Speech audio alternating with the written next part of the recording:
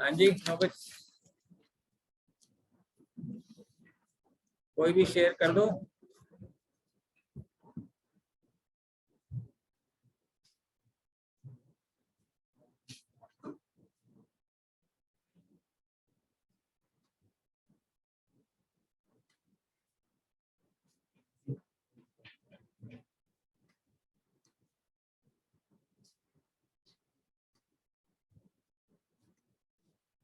करा है क्या किसी ने शेयर?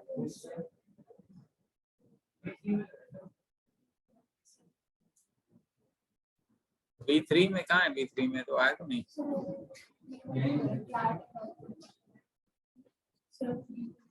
आ गया हमारा। ठीक है, सो first I have shared this. I am just going to import this data into my own.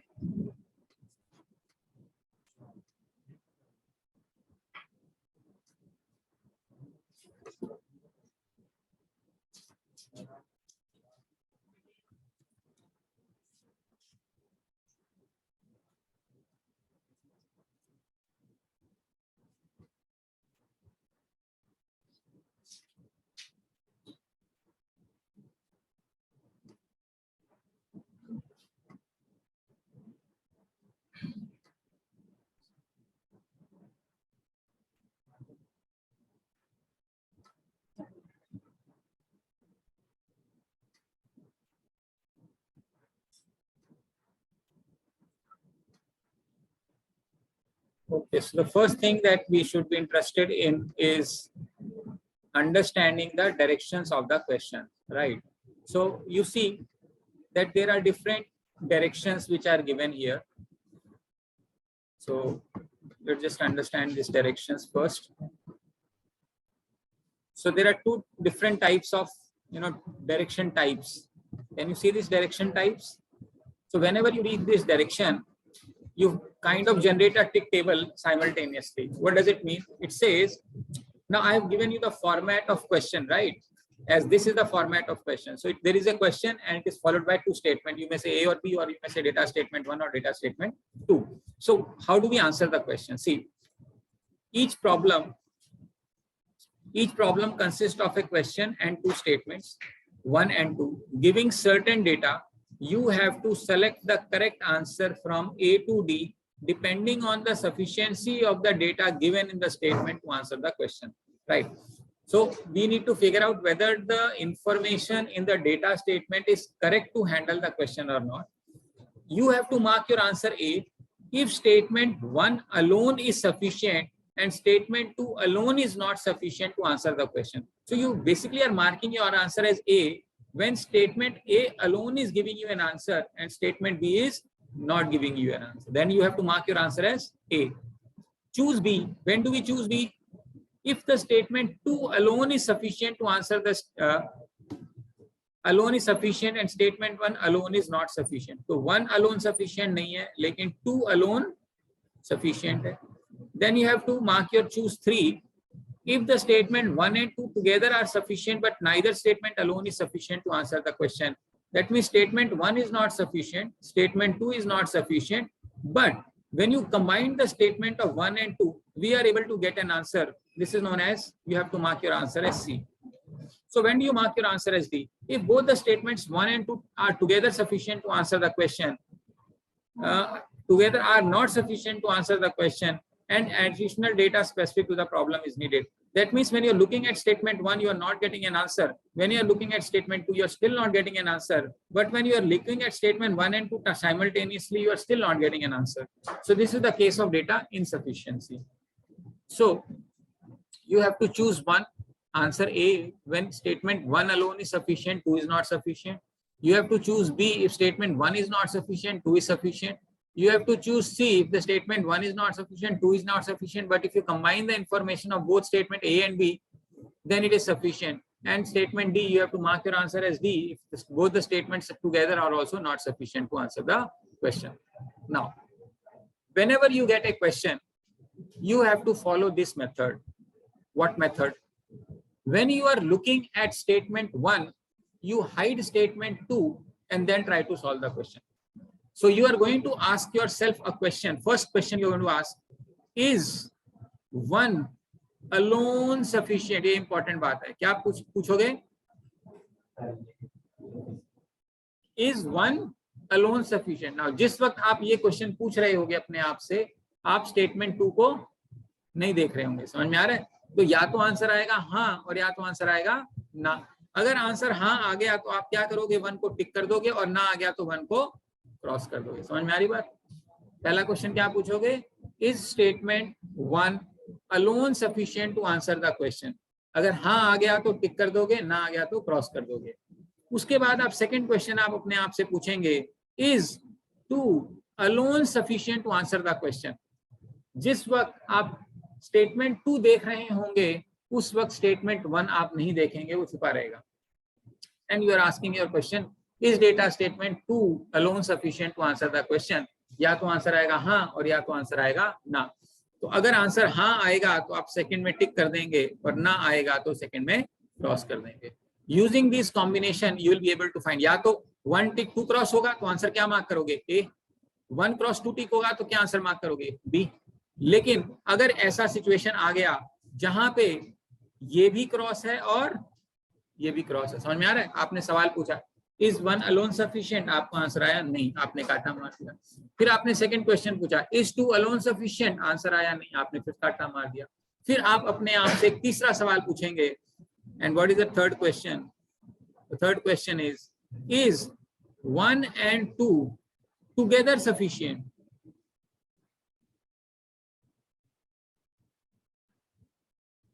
इसका मतलब अब हम दोनों इंफॉर्मेशन देखेंगे टुगेदर की. या तो आंसर आएगा हाँ और या तो आंसर आएगा ना. अगर 1 and 2 से मेरा आंसर आ गया तो अलग आंसर बनेगा और 1 and 2 से नहीं आया तो मेरा आंसर अलग बनेगा. अगर 1 से नहीं आया 2 से नहीं आया कंबाइंड करके आ गया तो आप आंसर क्या मार्क करोगे? सी. अगर 1 से भी नहीं आया 2 से भी नहीं आया और दोनों से भी नहीं आया तो आप क्या मार्क करोगे? डी. इस तरीके से आपको टिक टेबल बनानी पड़ेगी to be able to choose the correct option. ये इकलौती टिक टेबल नहीं है. ऐसे अभी आप देखोगे अलग अलग डायरेक्शंस दे रखी हैं. ये कैसे? इसमें 4 डायरेक्शंस हैं. इस डायरेक्शन में चेंज हो सकता है, ए बी की पोजीशन बदल जा सकती है, थोड़ा इसमें वेरिएशन आ सकता है. तो फिलहाल अभी हमने क्या समझा कि जो डायरेक्शंस दी हुई है क्वेश्चंस में उसके अकॉर्डिंग हमें क्या आंसर मार्क करना है. यहाँ तक बात समझ में आती है? और उस पे पहुंचने के लिए हमें क्या प्रोसेस फॉलो करना. अपने आप से आपको 3 क्वेश्चन पूछने हैं. पहला क्वेश्चन, इज 1 अलोन सफिशिएंट. दूसरा क्वेश्चन, इज बी या इज 2 अलोन सफिशिएंट. एंड तीसरा question, is 1 and 2 together sufficient. तो हर तीनों क्वेश्चन में हाँ ना करके आएगा. उसके अकॉर्डिंग आप टिक टेबल बनाएंगे और टिक टेबल के अकॉर्डिंग आपको आंसर मार्क करना है.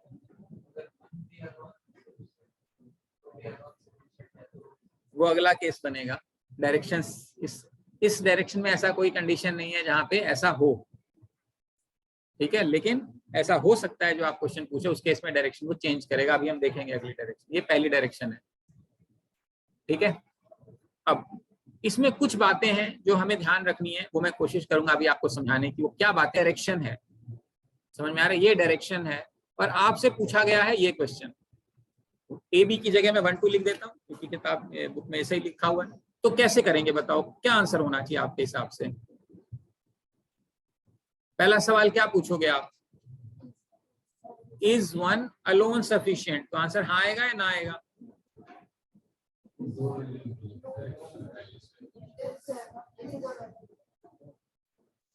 टिक करूं या क्रॉस करूं? पहले तो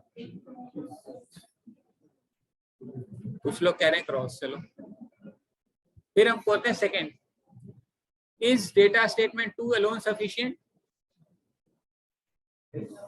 निकाल सकते हो? 2 टिक करूं या क्रॉस करूं? 2 टिक करूं. इस केस में खैर ऑप्शन दिया नहीं हुआ ये वाला, बट ये आंसर भी गलत है. पहले वाले से आंसर नहीं आएगा क्योंकि एक कंडीशन क्या होती है? The answer must be definite and unique. Definite यानी पक्का आंसर आना चाहिए, और दूसरा यूनिक आंसर आना चाहिए, यानी सिर्फ और सिर्फ एक आंसर आना चाहिए। चूंकि यहाँ पे एक क्वाड्रेटिक इक्वेशन है, x के कितने आंसर आएंगे? 2 एंड 3 आएगा। चूंकि 2 आंसर आ रहे हैं तो आंसर मेरा यूनिक नहीं है, तो इसका मतलब 1 is not sufficient to answer the question. Definite तो है, गारंटीड आंसर तो है, डेफिनेट आंसर तो है, बट यूनिक है नहीं, तो इसका मतलब है 1 से मेरा आंसर नहीं मिलेगा। आ रही बात समझ में? तो हमारा आंसर कैसा होना चाहिए? डेफिनेट होना चाहिए और यूनिक होना चाहिए। अच्छा, सेकंड से आएगा क्या मेरा आंसर? है आ तो जाएगा, बट निकाल तो नहीं सकते। बट क्या निकालने की जरूरत है? इसका मतलब इंपॉर्टेंट बात है, exact calculations are not needed.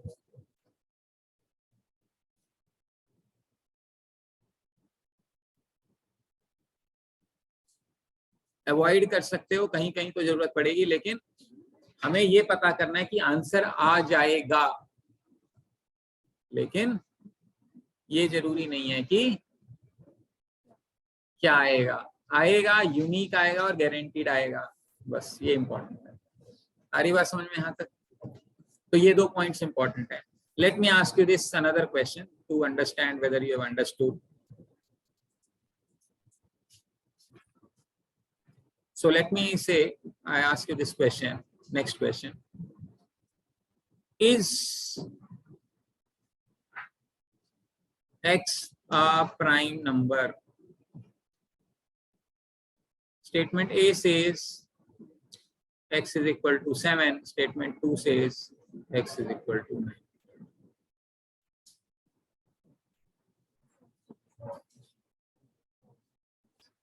First से आएगा और सेकंड से नहीं आएगा, तो 1 टिक 2 क्रॉस। ठीक है, कौन सा ऑप्शन बनेगा? ये गलत आंसर है।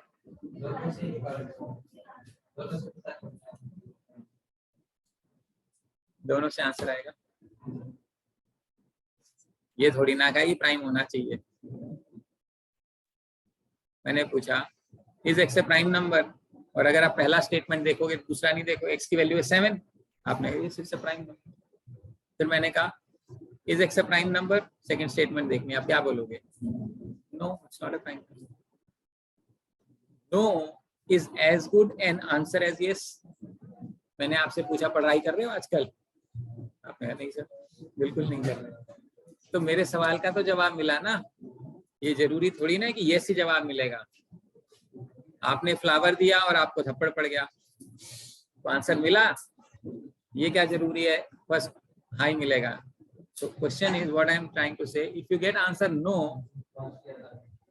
past की याद आ गई, present की याद आ गई। Okay, that means no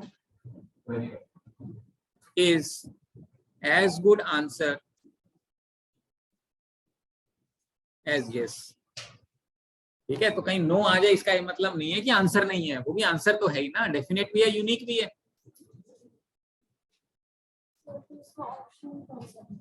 इस केस में नहीं है, इस वाले 4 वाले केस में नहीं है। अभी मैं तो अभी कंडीशन समझा रहा हूँ, बिकॉज इन्हीं कंडीशंस की वजह से हमारा क्वेश्चन गलत होता है।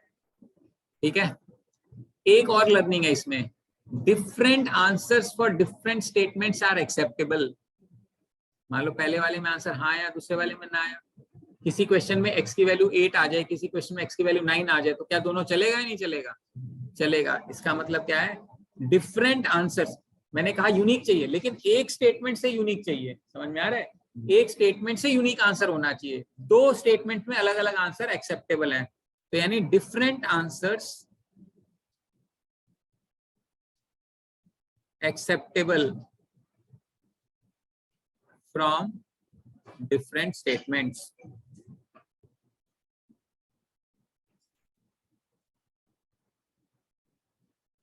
ठीक है, different answers are acceptable for different statements. Clear है, बात याद रहेगी? चलो ठीक है, चलो मैं आपसे एक क्वेश्चन और पूछता हूं ताकि आपको आइडिया लग जाए, ताकि कुछ गड़बड़ ना हो। लेट्स से मैंने पूछा what is the distance from Hisar to Delhi? Statement 1, Hisar to Hasi 25 kilometers. Statement 2, Hasi to Delhi 150 kilometers. So, first question, is statement A alone sufficient to answer the question? No. So you will have to take one. Is statement 2 alone sufficient to answer the question? No.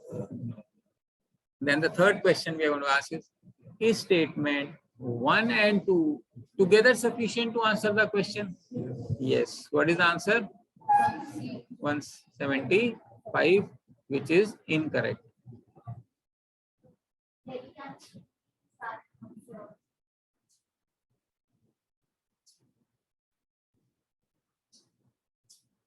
Now, the problem here is we are assuming that we are going to Delhi via Hasi. You may want to travel via Bhiwani.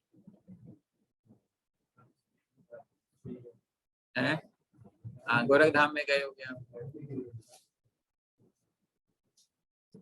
For example, नहीं ये समझाना है तुमको। देखो, जैसे कि ये मान लेते हैं हिसार है, ये हांसी है और ये दिल्ली है। आपको ये दिया हुआ ना रास्ता, आप तो ऐसे गए हो।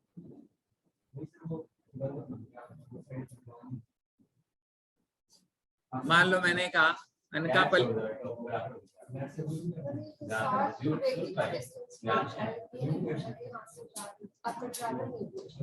अगर ये क्वेश्चन होता what is the distance from Hisar to Delhi via Hansi, फिर ये आंसर आ जाता है।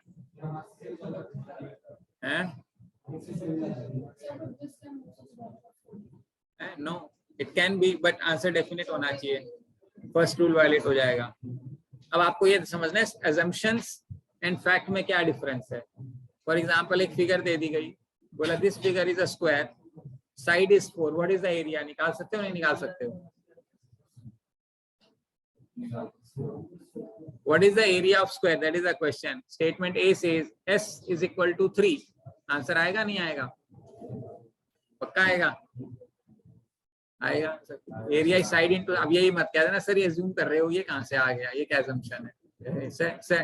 नॉन डेरिवेशन से non fact. Sun rises in the east is a non fact. आप बोलो नहीं सर मैं तो उस प्लेनेट पे खड़ा हूँ, आपको क्या मतलब है, मेरे तो वेस्ट डायरेक्शन आ रही है।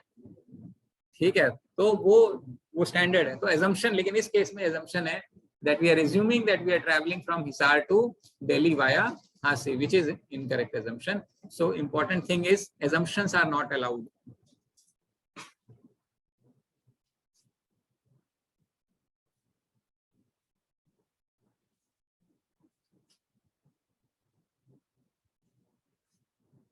So assumptions are not allowed.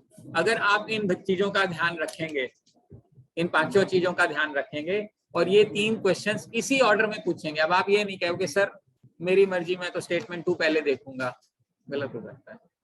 या पहले इकट्ठा देखेंगे बाद में इंडिपेंडेंट देखेंगे। No, the process is fixed, you need to follow this steps only.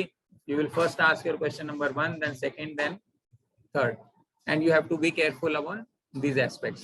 And we will also see the other types of directions where A is acceptable and B is also independently acceptable.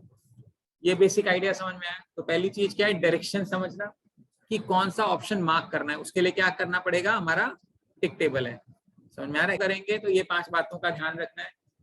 Answer मेरा definite होना चाहिए, unique होना चाहिए। अभी definite का मतलब जैसे तुम कह रहे हो ना, वन ऑफ द पॉसिबिलिटीज तो है, लेकिन डेफिनेट तो नहीं है ना कि यही पॉसिबिलिटी है, इसलिए एक्सेप्टेबल नहीं है। यूनिक का मतलब जैसे 2 आंसर आ गए क्वाड्रेटिक इक्वेशन में, तो ये मेरा एक्सेप्टेबल आंसर नहीं है। एग्जैक्ट कैलकुलेशन अवॉइड कर सकते हो। अगर पता लग गया भाई ज्यादा आंसर आएगा, ये पता लग गया भाई आंसर तो आ जाएगा, बट क्या आएगा कैसे आएगा कोई चक्कर नहीं, छोड़ दो।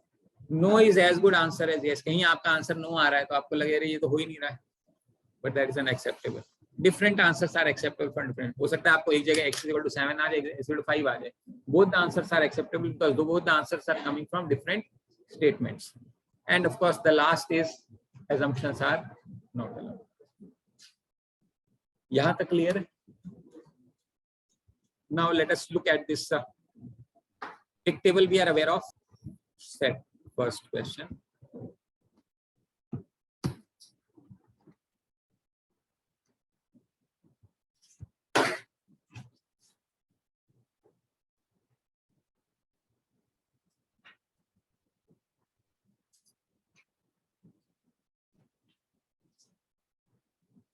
चलिए पहले हम ये देखते हैं पहला question. What is the area of rectangle whose perimeter is 36. तो हमें क्या चाहिए? एरिया चाहिए. और क्या दिया हुआ है? हमें पेरीमीटर दिया हुआ है. अब बोलता है length of rectangle is 15. Is statement 1 alone sufficient to answer the question और नो? तो 1 से आ जाएगा आंसर, इससे आंसर आ जाएगा. फिर हम देखते हैं सेकंड वाला. The breadth of rectangle is less than length. क्या आएगा? ये तो मैटर ऑफ फैक्ट है, इससे तो इंफॉर्मेशन तो मिलेगी. इसका कौन सी सिचुएशन है? 1 टिक 2 क्रॉस. तो 1 टिक 2 क्रॉस कौन सा आंसर था? ए.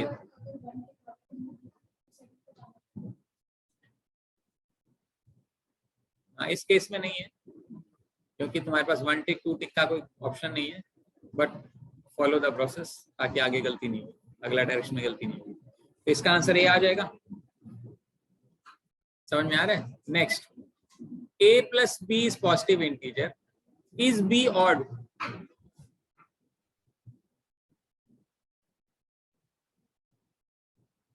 a और b क्या पॉजिटिव इंटीजर है. और क्वेश्चन ये है a प्लस बी ऑड है तो क्या b ऑड होगा? होगा. कैसे होगा?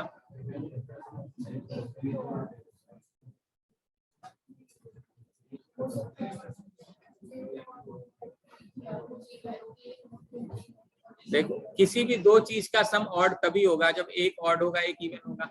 अगर a इवन है तो b ऑड हो सकता है, लेकिन अगर a ऑड है तो b जो है वो दोनों पॉसिबिलिटीज एग्जिस्ट करती है. इट कैन बी ऑड और इट कैन बी इवन. तो आंसर यूनिक है या नहीं है? नहीं है. तो इससे आंसर आएगा नहीं आएगा? तो 1 से आंसर नहीं आएगा. समझ में आ रहा है? Second, 2a plus 3b is odd. क्यों आएगा इससे? Because 2a will always be even and even plus odd will only be odd. That means 3b has to be necessarily odd. Odd into odd is always odd. That means b has to be odd. इससे तो नहीं आएगा, इससे आ जाएगा. Answer क्या हो जाएगा? ये समझ में आ रहा है? बिकॉज ये तो पता है ना, इवन प्लस इवन क्या होता है? इवन. इवन प्लस ऑड क्या होता है? ऑड. ऑड माइनस ऑड क्या होगा? इवन. ऑड प्लस ऑड क्या होगा? इवन. ऑड माइनस इवन क्या होगा? ऑड. इवन माइनस ऑड क्या होगा? ऑड. ऑड इंटू ऑड क्या होगा? ऑड इंटू ऑड क्या होगा? ऑड. ऑड इंटू इवन क्या होगा? इवन. इवन इंटू ऑड क्या होगा? इवन इंटू इवन क्या होगा? इवन बाई इवन क्या होगा? कुछ भी नहीं कह सकते. मान लो ऊपर 6 है नीचे 2 है, काट दोगे तो क्या बनेगा? 3. ऊपर 8 है नीचे 4 है, काट दोगे तो क्या बनेगा? 4. तो इवन बाई इवन का कोई इलाज नहीं है. ऑड बाई ऑड, ये ऑड ही बनेगा. क्योंकि अगर कहीं भी इवन होता तो ओवरऑल नंबर इवन होता. ऑड बाई ऑड हमेशा ही ऑड बाई. ऊपर भी ऑड है नीचे भी ऑड है, तो इवन कट के ऐसा तो नहीं है ना कुछ कट गया और इवन बच गया, तो बच ही नहीं सकता. But even by odd by even का कुछ कह नहीं सकते हम ना. इवन बाय ऑड का, ना ऑड बाय इवन का, और ना इवन बाय इवन का. ऑड बाय ऑड का कह सकते हैं. बाकी मल्टीप्लिकेशन एडिशन सब्ट्रैक्शन ये होता है, वहां से रिजल्ट आ जाएगा B. Next, third question. What is the area of rectangle? The length of rectangle is 4 more than breadth. इससे आएगा. The length of rectangle is twice the breadth. आएगा सिर्फ स्टेटमेंट 2 से. The length of rectangle is twice the breadth. L is equal to 2b है, इसका मतलब है. निकलेगा कुछ? अब तीसरा क्वेश्चन क्या है, कंबाइंड करके आएगा, कैसे आएगा? L is equal to B plus 4, एक इक्वेशन ये, और क्या बोलते हैं L is equal to 2b, equate करोगे 2b तो b की वैल्यू क्या आ जाएगी 4, तो b की वैल्यू आ जाएगी 4 और L की वैल्यू आ जाएगा 8, आंसर आ जाएगा। समझ में आ रहा है? इस वाला कंबाइंड करके आओगे तो कौन सा स्टेटमेंट है इसका आंसर? इसका आंसर है, ठीक है। Let's look at this question. what is the distance between cities P and Q? P and R is 180 and R and Q is 60. पक्का ना? क्योंकि assumption है that you are traveling to Q via R, which is a incorrect assumption and therefore the answer is B. ये ध्यान रखना है, ठीक है। समझ में आ रहा है nature of question? Now let us try to find out the second type of directions. मतलब what I'm saying is directions can change in the examination, so we have to be just very careful. These kinds of questions are usually asked in GMAT. जो बाहर जाने के लिए जो exams होता है SAT का या GMAT का, उसमें बहुत ज्यादा वेटेज होती है DS की। पहले CAT में भी बहुत ज्यादा क्वेश्चंस आते थे, लेकिन अभी कुछ सालों से बिल्कुल 1, 2, 3, 4 टाइप के क्वेश्चन आते हैं, ज्यादा क्वेश्चंस नहीं बन रहे हैं, ठीक है। और NMAT में भी पहले इसमें बहुत ज्यादा वेटेज थी, बट अब थोड़ी सी कम है, लेकिन फिर भी ये क्वेश्चंस डेफिनेटली आपको मिलते हैं। तो उसमें क्या होता है, डायरेक्शंस चेंज हो जाती है। अब जो भी हम क्वेश्चन सॉल्व कर रहे हैं वो प्रीटी मच हमारी इस अंडरस्टैंडिंग पे है कि हमें बेसिक ज्योमेट्री पता है, बेसिक नंबर्स के बारे में पता है, एलिमेंट्री चीजें पता है, जैसे ऑड इवन का समझ है, हमें एरिया ऑफ रेक्टेंगल पता है या सर्कल पता है। इस टाइप से वो एक्सपेक्ट करता है कि हमें बेसिक अंडरस्टैंडिंग हो और हम ठीक ठाक लॉजिक लगा पाए। तो पहले हम टिक टेबल बनाते हैं इसकी। एक अब मार्क करना है 1 alone is sufficient and 2 alone is not sufficient, यानी ये टिक ये क्रॉस। दूसरा क्या करना है, 2 alone is sufficient and 1 alone is not, पहले से नहीं आएगा दूसरे से आएगा। फिर क्या करना है, if statement 1 and 2 together are sufficient but neither alone is sufficient to answer the question, 1 से भी नहीं आया, 2 से भी नहीं आया, but 1 and 2 से आ गया। if each statement alone is sufficient to answer the question, इसका मतलब है 1 टिक गारंटीड आंसर टाइप, इनसफिशिएंसी का केस एग्जिस्ट नहीं करता, ठीक है। इनसफिशिएंसी का केस एग्जिस्ट। एक क्वेश्चन आया हुआ था ऐसे एग्जाम में जहाँ पे बहुत टफ, सुपर टफ क्वेश्चन था, वो पहला स्टेटमेंट से भी नहीं आ रहा था, सेकंड से भी नहीं आ रहा था, ये था कंबाइंड करके वो आ रहा था, आ जाता, लेकिन वो बहुत टफ था, तो बहुत सारे बच्चे लगे हुए आंसर निकालने में, और क्या जरूरत थी, जब पहले से नहीं आ रहा दूसरे से नहीं आ रहा तो आएगा तो सही ना, नहीं आने का क्या सवाल है, ऑप्शन ही नहीं है, सॉल्व करने की क्या जरूरत है, ठीक है। तो गारंटीड आंसर टाइप कह सकते हो आप इसको। ये इसका डायरेक्शन है, इसमें क्या सिर्फ 4th डायरेक्शन चेंज हुई, पिछले वाले में क्या ई भी है, अच्छा 5 ऑप्शन का केस है, चलो हाँ। तो ऐसे 4 ऑप्शन का भी केस था, इस केस में अगर वो टफ होता तो सॉल्व करना पड़ता, क्योंकि ये भी केस है कि both the statement 1 and together are not sufficient to answer. Let me tell you, this is the most common case. ये जो 5DS का केस है ना, जितने GMAT के एग्जामिनेशंस की मैं बात कर रहा हूँ, उन सब में यही वाला आता है, 5 वाला। ये 4 वाले हैं ना, इंडियन जुगाड़ है ये। इंटरनेशनल बुक्स जितने भी देखोगे, अगर DS के क्वेश्चन देखोगे, सारे में 5DS का केस आता है। So let us look at this. X and Y are positive integer, then what is the value of X plus, what is the value of X? C.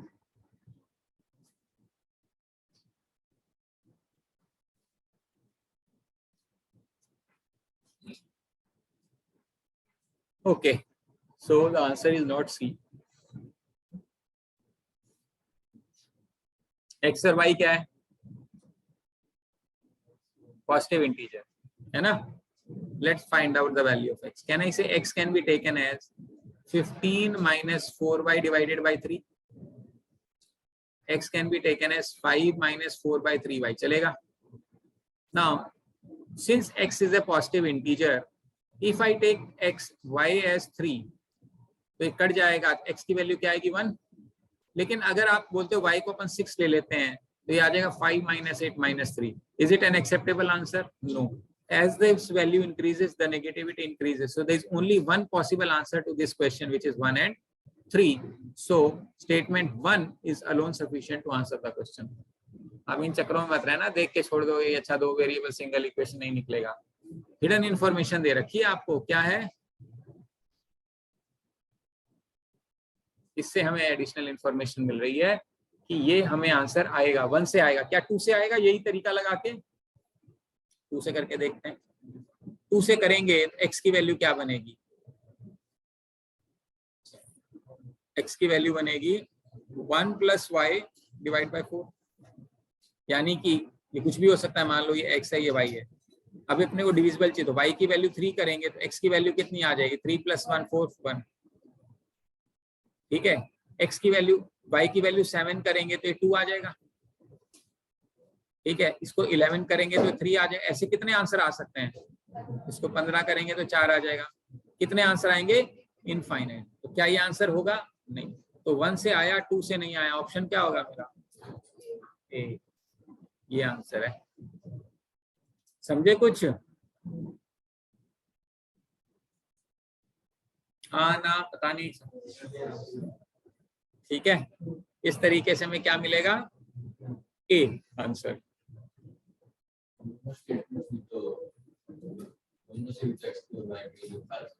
क्या बोला था मैंने तेरे को? जब पहला स्टेटमेंट देखेगा तो दूसरा नहीं देखेगा, जब दूसरा देखेगा तो पहला नहीं देखेगा। अब तूने क्या किया? दोनों देख लिए पहले, दोनों इकट्ठे देख लिए, इसलिए गड़बड़ हो गई। रूल फॉलो करना पड़ेगा ना। क्या बोला? पहले देखेगा पहला, फिर देखेगा दूसरा, तब देखेगा दोनों। अब तूने पहले ही देख लिया दोनों, मजा आ गया, आंसर गलत हो गया। देख के लग रहा है ना सॉल्व तो हो जाएगा। हाँ तो गलत आया ना, दोनों देखे बिना भी आ रहा है। कोई चीज अकेले हो रही है तो 2 हाथों से तो ही जाएगी, ठीक है। Let us look at the second question. What is the value of a? A square is 25. तो a कितना होगा?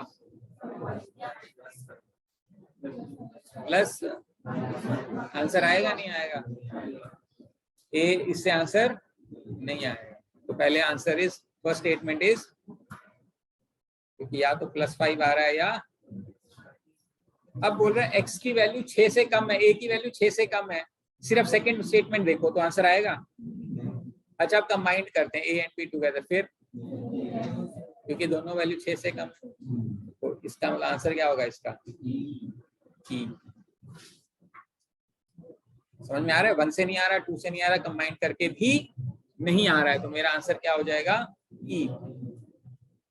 ठीक है, let us look at the 7th question. What is the value of a? हाँ, इससे आंसर आएगा। कैसे आएगा?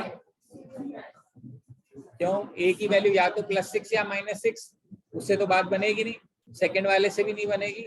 लेकिन जब कंबाइंड करेंगे तो हमें पता है a की वैल्यू पॉजिटिव है और a की पॉजिटिव वैल्यू 6, तो एक आंसर आ जाएगा। तो आंसर क्या होगा इसका? C या D? कौन सा है? C है। अच्छा, D is both alone. Answer is C. Let us look at this 8th question. The area of rectangle is 80 square centimeters. What is the perimeter of the rectangle?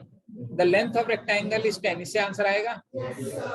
अच्छा, the breadth of rectangle is 8. इससे answer आएगा? दोनों से independently आ रहा है, तो answer क्या बन जाएगा? D. Making sense? कैसे अप्रोच करना है समझ में आ रहा है? चलिए, let us look at the third type of direction. ठीक है, पहले हम डायरेक्शन समझने की कोशिश करते हैं, अपना टिक टेबल बनाते हैं और फिर हम आंसर्स देखेंगे। तो पहला हमारा तरीका है, पहला क्वेश्चन है वो ये है, if question can be answered by using one of the statement alone but can not be answered by using the other statement alone. क्या मतलब है इसका? फर्स्ट टिक सेकंड क्रॉस, या फिर फर्स्ट टिक सेकंड क्रॉस, दोनों केस में मेरा आंसर यही बनेगा। Question can be answered by using one statement alone but can not be answered by using other statement alone. क्या मतलब है? 1 टिक 2 क्रॉस या 1 क्रॉस 2 टिक, दोनों केस में आंसर क्या मार्क करना है आपने? ए। तो जो पिछले वाले केसेस थे जिसमें फर्स्ट और सेकंड का जो रिजल्ट था उसको कंबाइन करके सिंगल रिजल्ट में डाल दिया गया है। आ रही बात समझ में? Then if the question can be answered by using either statement alone, इसका क्या मतलब है?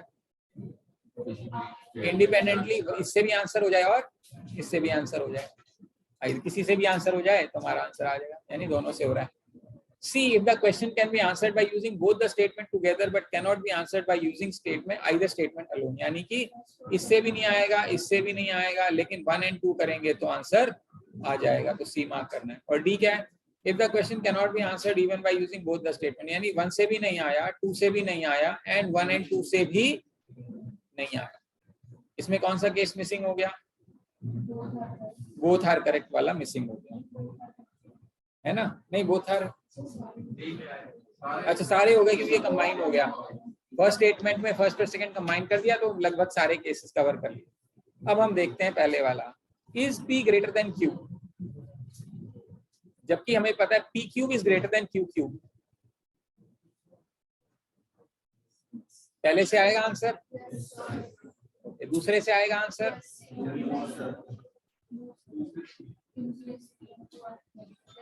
पहले से आएगा दूसरे से नहीं आएगा, क्यों? नेगेटिव पॉजिटिव का चक्कर पड़ेगा। समझ में आ रहा है? मान लो मैंने कहा -2 इज ग्रेटर देन -3, ये बात तो सही, लेकिन जब स्क्वायर करूंगा तो क्या 4 इज ग्रेटर देन 9 होगा? उल्टा हो जाएगा ना। लेकिन ये चूंकि ऑड पावर है तो क्यूब करोगे तो इनइक्वालिटी चेंज नहीं होगी। तो इसमें आंसर 1 से नहीं आ रहा, 2 से आ रहा है, सॉरी उल्टा बोल दिया, 1 से आ रहा है, 2 से नहीं आ रहा। दोनों केस में आंसर ए ही आएगा। आ रही बात समझ में? 9th का आंसर ए। 10th क्या बनेगा? If x and y are positive integers such that x is greater than y, is then x minus 1 y odd है क्या? x की वैल्यू y से बड़ी है, इसमें तो कोई खास बात नहीं है, x और y पॉजिटिव इंटीजर हैं, उसमें भी ठीक है। ये कह रहा है x माइनस वाई ऑड होना चाहिए। पहला स्टेटमेंट देख के बता सकते हो x y ऑड है या नहीं है? नहीं बता सकते, क्योंकि 4 इंटू इवन करोगे तो भी इवन हो जाएगा, 4 इंटू ऑड करोगे तो भी इवन हो जाएगा। तो x की वैल्यू ऑड इवन कुछ भी हो, y की वैल्यू ऑड इवन कुछ भी हो, कोई समझ में नहीं आ रहा है। सेकंड वाले में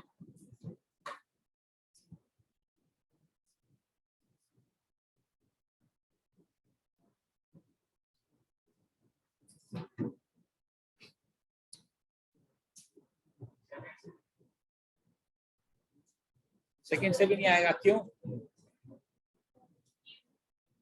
क्योंकि अगर x इवन है तो ये इवन हो जाएगा और y ऑड हो जाएगा, तो इवन प्लस ऑड ऑड हो जाएगा। लेकिन अगर x ऑड है तो ये इवन हो सकता है, यानी x कुछ भी हो सकता है, लेकिन आंसर आएगा इससे। पहले वाले में भी यही प्रॉब्लम है, इसमें भी यही प्रॉब्लम है, लेकिन इससे आंसर आएगा, पहले वाले से नहीं आएगा।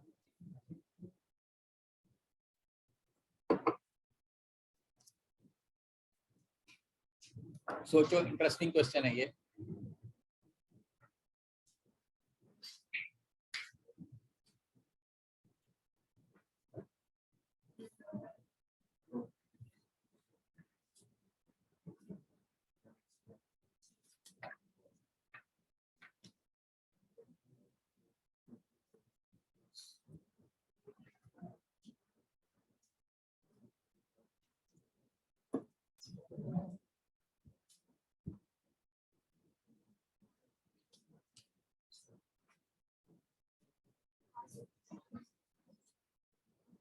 तो डेफिनेट चाहिए, पक्का आएगा या नहीं आएगा, आ तो सकता ही है।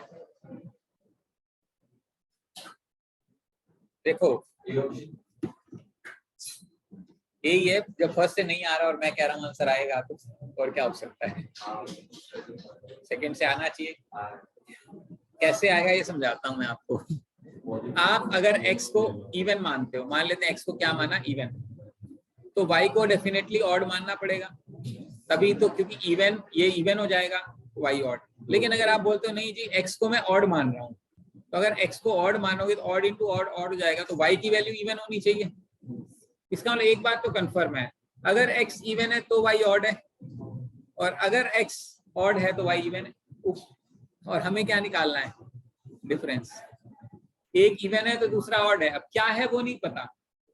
हम ये नहीं कह सकते x इवन है y ऑड है, ये भी नहीं कह सकते कि x ऑड है y इवन है, ये नहीं कह सकते। लेकिन इतना पता है, अगर x इवन है तो y ऑड होगा, और अगर x ऑड है तो y इवन होगा। तो difference of odd and even is always odd, इसका मतलब आंसर डेफिनेटली आएगा। फर्स्ट से नहीं आएगा, सेकंड से। आ रही बात समझ में? ठीक है, तो इसका आंसर हो जाएगा ए, 1 क्रॉस 2 टिक। चलो अगला करो 11th।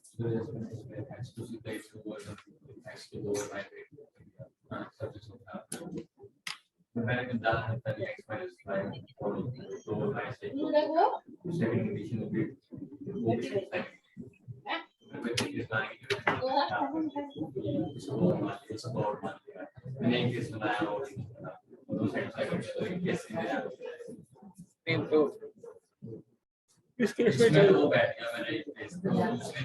गलती हो सकती है, गलती हो सकती है, मैं कह रहा हूँ। चलो अगला करो।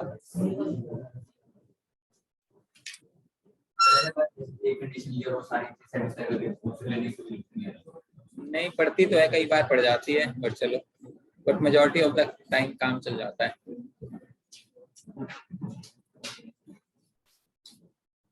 Is the present age of Sunil more than that of his brother Rahul? हमें देखना है किसकी उम्र ज्यादा है। Sunil's age is a multiple of 4 and Rahul's age is a multiple of 8. उससे तो कोई फर्क नहीं पड़ेगा। The sum of the present age of Sunil and Rahul is 28 years. अच्छा, ये मान लेते हैं 4x है, वो 8y है, तो 4x plus 8y is 28. 4x plus 8y is 28. कुछ निकाल तो नहीं सकते इसमें से, B आएगा answer. The answer is cannot be determined. Answer is D. Let's look at this 12th. A, B and C are 3 positive integers and is A plus C 10. A, B, C are consecutive integer in order. उससे क्या ही फर्क पड़ता है। A plus B is 9. सिर्फ इससे आ जाएगा A plus B is 9। Combined करके आ जाएगा। A, B 9 है और हमें क्या चाहिए, A, B, C consecutive positive, consecutive integer होना चाहिए। तो एक 4 होना चाहिए और एक 5 होना चाहिए, तो वो 6 होना चाहिए। तो 4, 5, 6 बनेगा, तो 4 और 6 10, तो आंसर आएगा हाँ। कंबाइंड करके आ जाएगा आंसर। हाँ भाई समझ में आ रहा है? बन रही बात बेटा?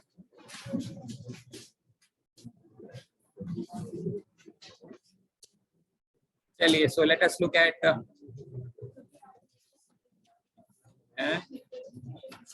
हाँ डायरेक्शन बदलेंगे ना, हमें पता नहीं है क्या डायरेक्शन आ जाए।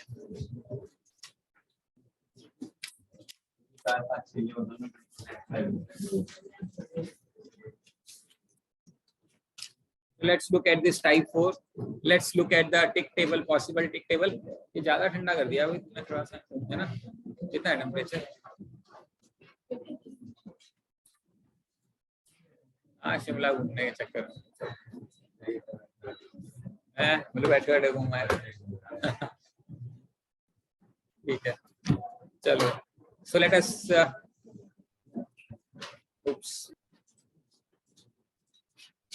So what does the tick table say here? The tick table says if the question can be answered by using statement 1 alone but not 2 alone, यानी कि 1 tick 2 cross can be answered by using statement 2 alone, 1 नहीं, 1 cross 2 tick.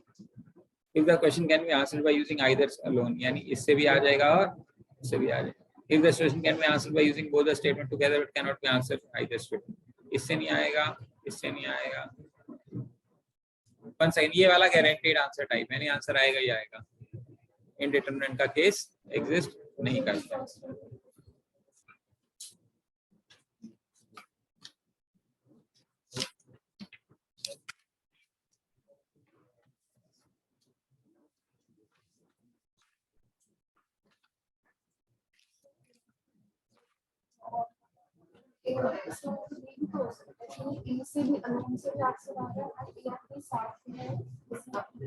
पहला question पूछेंगे तो देखेंगे नहीं, दूसरा statement.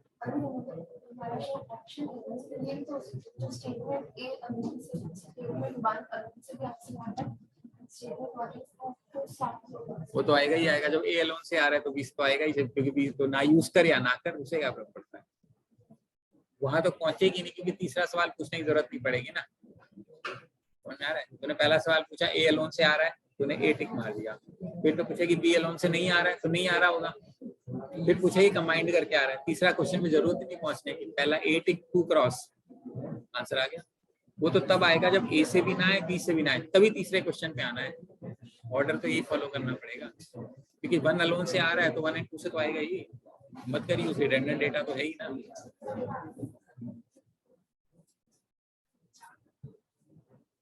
Pen, book and sharpener for 30. The price of book is as much more as price of pen, as the price of pen is more than sharpener. तीनों का difference दिया हुआ है आपको।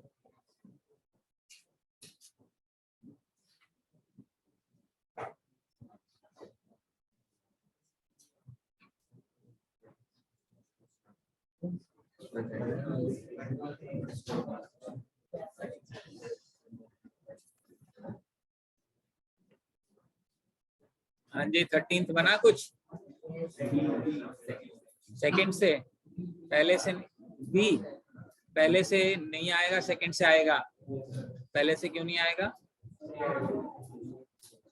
एक इक्वेशन क्वेश्चन में ही दे रखी है, p plus B plus S की वैल्यू नहीं दे रखी है 30।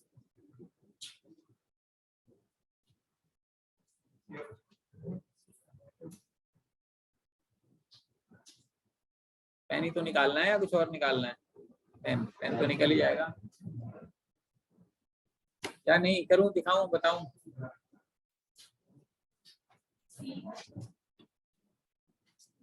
देख, ये दिया हुआ है,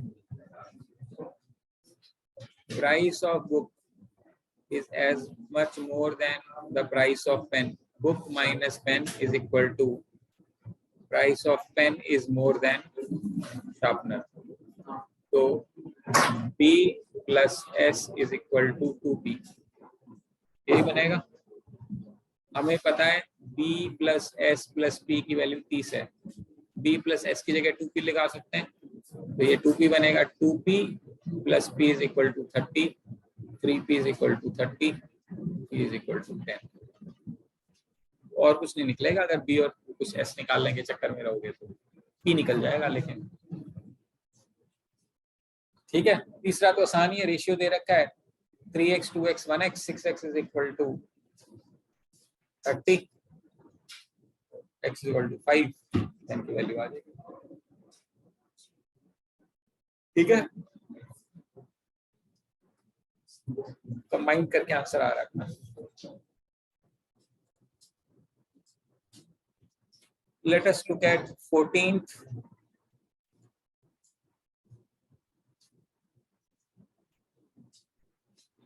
Is Amit taller than Anju? Amit and Anju are studying in same class. ये दिया हुआ है। Amit is tallest student in the class.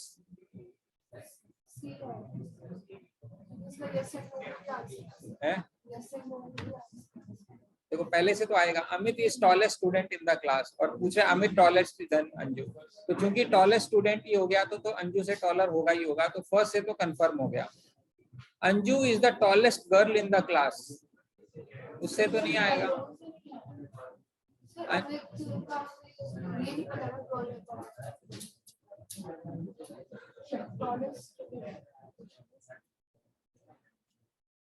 Amit tallest है, उससे तो इसका अंजू से तो बड़ा ही है। अंजू क्या, जो अंजू है वो गर्ल, टॉलेस्ट गर्ल है, लेकिन ऐसा भी तो हो सकता है अमित जो है वो बॉय हो और वो टॉलेस्ट हो, और ऐसा भी हो सकता है अमित छोटा भी हो सकता है। तो ये तो नहीं कह सकते ना आंसर हाँ आएगा या ना आएगा। इसने दे रखा है ना दोनों एक ही क्लास में। हाँ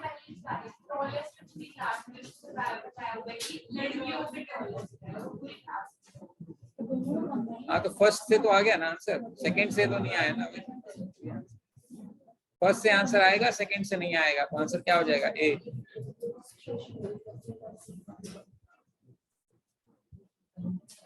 ठीक है, next. Is 2nd March of a certain year a Sunday? वो तरह की 20th February of the year is Thursday. अगर 20th फरवरी पता है तो हमें लीप ईयर का नहीं पता है, तो हो सकता है वो आए भी या ना भी, तो पहले से तो नहीं आएगा।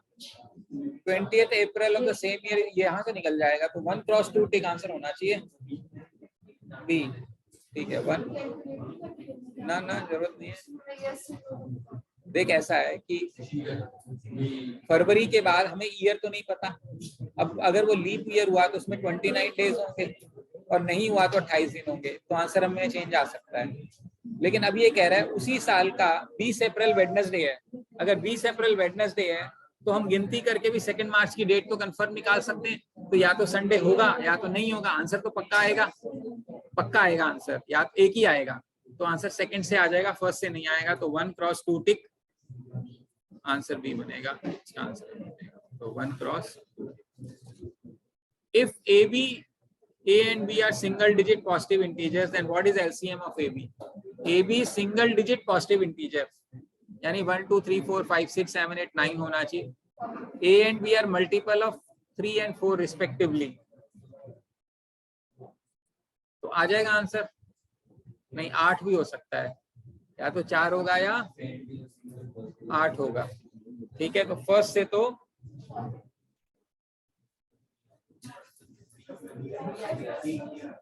नहीं आएगा ना, और A प्लस B 10 है, कंबाइंड करके आ जाना चाहिए। एलसीएम निकाल लेंगे, एलसीएम हमें A और B पता लगे तो एलसीएम निकल जाएगा। देखो A की वैल्यू 3 हो सकती है, B की वैल्यू 4 हो सकती है। ठीक है, A की एक वैल्यू 6 हो सकती है और एक वैल्यू 8 हो सकती है। यानी पॉसिबल आंसर क्या है मेरा 3, नहीं वो तो ठीक है, पॉजिटिव तो है ही। A B जो है या तो 3 होगा या 6 होगा या 4 होगा या 8 होगा, और तो कुछ हो नहीं सकता। ठीक है, अब दो चीजों को 10 बनाने का एक ही तरीका है। 4 देखो A और B की 4 पॉसिबिलिटी है। क्या पॉसिबिलिटी है, या तो 3 होगा या 6 होगा या 4 होगा, क्योंकि मल्टीपल बता रहे हैं ना। इनमें से कौन से दो को जोड़ के 10 बनाया जा सकता है, इसी दो को, और किसी को जोड़ के 10 बना सकते हैं। यानी इनमें से एक A होगा और एक B होगा, कौन सा होगा हमें लेना देना नहीं है। लेकिन एलसीएम ऑफ 6 and 4 तो हम निकाल ही सकते हैं ना। कितना बन जाएगा 12, तो ये आंसर है 12। कंबाइंड करके आ जाएगा, आंसर डी है। ठीक है, अब ये जो आखिरी वाले ना, एग्जाम में ऐसा क्वेश्चन नहीं आता, सिर्फ प्रैक्टिस रट्टा मरवाने के लिए दिया हुआ है। मैं एक करवा के दिखा देता हूँ क्या मतलब है। जैसे कि ये बोल रहे हैं what is the value of x, x square is, पहले से using type 2 find the answer of choices that can be eliminated. क्या पहले से आंसर आएगा, नहीं। अगर है x की वैल्यू 6 भी हो सकती है और x की वैल्यू 0 भी हो सकती है। ठीक है, अब कह रहा है अगर 1 क्रॉस हो गया तो यूजिंग टाइप 2 कौन से डायरेक्शन को हम एलिमिनेट कर सकते हैं। ये आएगा नहीं एग्जाम में, जैसे डायरेक्शन याद कराने के लिए। जैसे टाइप 2 की डायरेक्शन कौन सी हुई है, 1 क्रॉस करेंगे तो कौन सा आंसर आएगा, या तो बी हो सकता है। टाइप 2 का टिक टेबल बनाया हुआ है, टाइप 2 के टिक टेबल में 1 क्रॉस यानी बी आंसर हो सकता है, सी आंसर हो सकता है, बी और सी हो सकता है ना, क्योंकि 1 क्रॉस होना चाहिए। 1 क्रॉस में या तो बी है या तो सी है, तो हमारा आंसर क्या होगा, या तो बी है या तो सी है, यानी आंसर क्या होना चाहिए।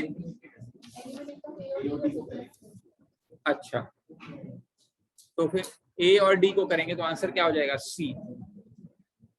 ठीक है, चॉइस 3 मैंने गलत कर दिया, जो एलिमिनेट, क्योंकि बी और सी आंसर हो सकता है तो एलिमिनेट करेंगे ए और डी। आ रही है बात समझ में।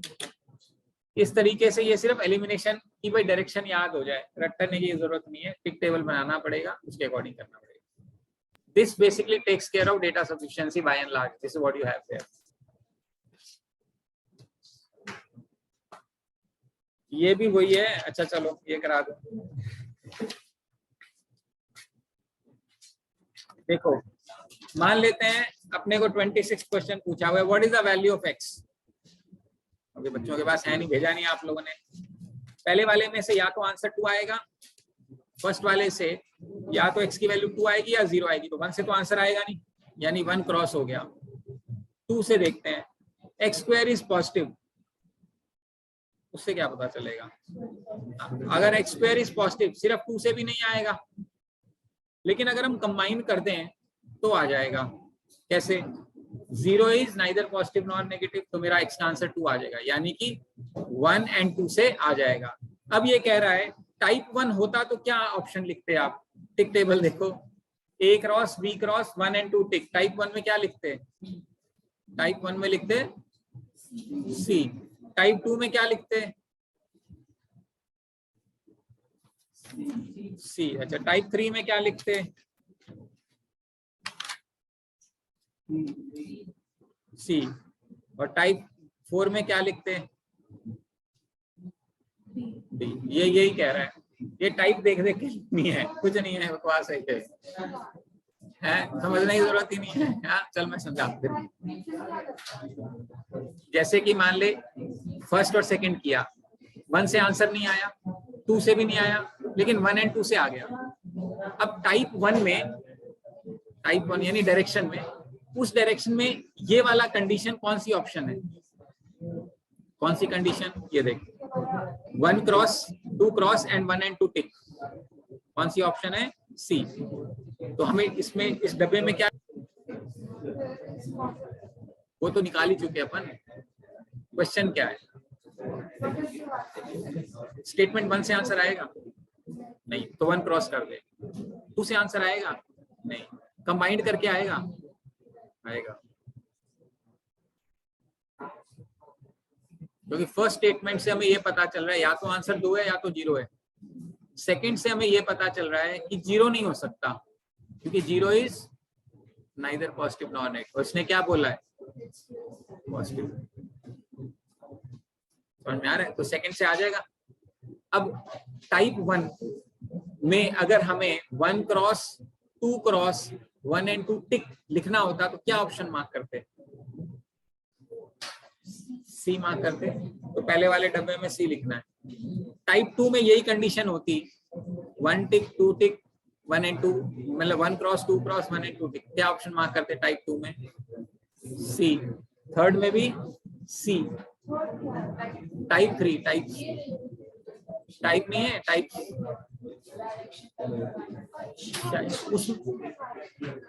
हाँ भाई, 1 क्रॉस 2 क्रॉस टाइप तो ये दे रखे ना जो मैंने अभी बताए हैं, डायरेक्शंस अलग। हाँ, मतलब अगर टाइप 1 डायरेक्शन है तो क्या आंसर मार्क करोगे? टाइप 2 डायरेक्शन है तो क्या मार्क करोगे? टाइप 3 है तो क्या मार्क करोगे? टाइप 4 है तो क्या मार्क करोगे? इसमें कुछ सॉल्व दिमाग नहीं लगाना है। इसमें सिर्फ ये है कि पहले हमें पता चल जाए भाई टिक क्या बनेगा, जैसे फिर उसको कंपेयर करना है टिक टेबल से। टाइप 1 में क्या आंसर है, टाइप 2 में क्या आंसर है, टाइप 3, बस और कुछ नहीं करना है इसमें। ठीक है, तो ऐसा आता नहीं है पेपर में, मैं वही कह रहा हूँ, ये सिखाने के लिए किया है कि हमें टाइप्स याद हो जाए टाइप में, बट याद नहीं करना है, कोई पॉइंट नहीं है। वैसे इसमें भी यही है, 17th ऑनवर्ड भी वही काम कर रहा है। टिक टेबल हमें बनानी पड़ेगी, फिर देखना पड़ेगा कौन से टाइप में क्या एलिमिनेटेड है। टाइप 2 इज डायरेक्शन, वो ढूंढनी पड़ेगी, मतलब इसमें दे रखी है। ठीक है, हाँ जी, ऑनलाइन बेटा समझ में आ रहा है सभी को? Yes sir. ठीक है, हाँ जी, B3 बैच समझ में आया सभी को? No problems? Okay, you are expected to now solve this sheet and you are also free. IPM guys sitting here, उनको ज्योमेट्री करानी है, बाकी जा सकते हैं। हाँ, वो जिसका बैकअप है जो हम कर रहे थे वो करवाऊंगा, बाकी जा सकते हैं।